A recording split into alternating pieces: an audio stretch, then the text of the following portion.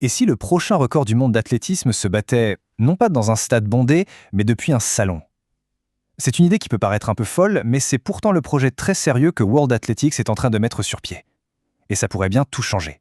Alors, pour que tout le monde comprenne bien le sérieux de l'affaire, parlons chiffres. 100 000 $. Voilà, c'est le genre de nombre qui capte tout de suite l'attention. Oui, il s'agit bien de la dotation globale pour un tout nouveau titre de champion du monde du 5 km. Mais attention, ce n'est pas du tout une course comme les autres. Parce que, et c'est là que ça devient vraiment intéressant, l'intégralité de la course se déroule sur un tapis de course. Oui, on a bien entendu, un championnat du monde officiel qui peut se courir depuis n'importe quel salon ou salle de sport sur la planète. Alors voilà, il faut bien comprendre qu'il ne s'agit pas d'un simple défi en ligne, mais d'un véritable championnat du monde validé et organisé par World Athletics. L'idée, c'est vraiment de créer une passerelle entre la course traditionnelle et le monde numérique. Le grand objectif, le mot d'ordre derrière tout ça, c'est de démocratiser la course. Qu'est-ce que ça veut dire? Eh bien c'est simple, faire tomber les barrières géographiques et financières. Grâce à la technologie, n'importe quel coureur, pro ou amateur, peut s'aligner sur la ligne de départ virtuelle, où qu'il soit.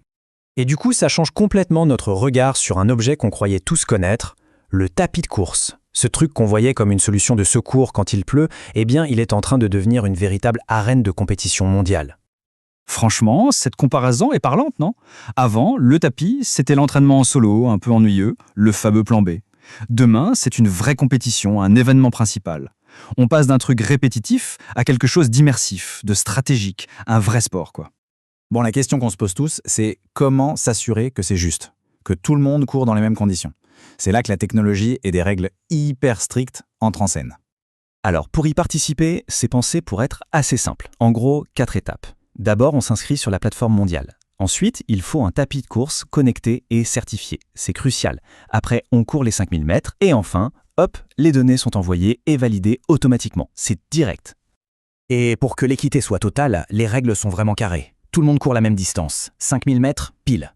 Tout le monde a la même inclinaison, 1%, pour imiter la résistance de l'air. Et pour les athlètes de haut niveau, c'est encore plus strict. Ils devront se filmer en direct. Pas de triche possible, c'est la priorité numéro 1. Et pour montrer que c'est du sérieux, revenons à l'argent. 20 000 $. Ça, c'est ce que les vainqueurs, hommes et femmes, de la catégorie élite peuvent empocher. C'est un message clair. La course connectée, ce n'est plus un gadget. Mais ce qui est vraiment génial, c'est que ça ne concerne pas que les pros, loin de là. Il y a des récompenses pour tout le monde. Pour les meilleurs amateurs par groupe d'âge, pour les meilleurs par pays, c'est une occasion en or pour des milliers de coureurs passionnés de se mesurer au monde entier. Maintenant, si on prend un peu de recul, on voit que l'impact de ce format va bien au-delà du chronomètre. Ça pourrait redéfinir ce que signifie être un sport accessible et responsable au XXIe siècle. Parce qu'un modèle comme ça apporte des réponses à de vrais problèmes. Moins de voyages en avion, donc c'est bien plus écolo, pas besoin de visa, pas de frais de déplacement énormes. Ça ouvre la porte à des athlètes de pays qui n'avaient pas forcément les moyens avant. C'est vraiment une vision plus durable et plus universelle.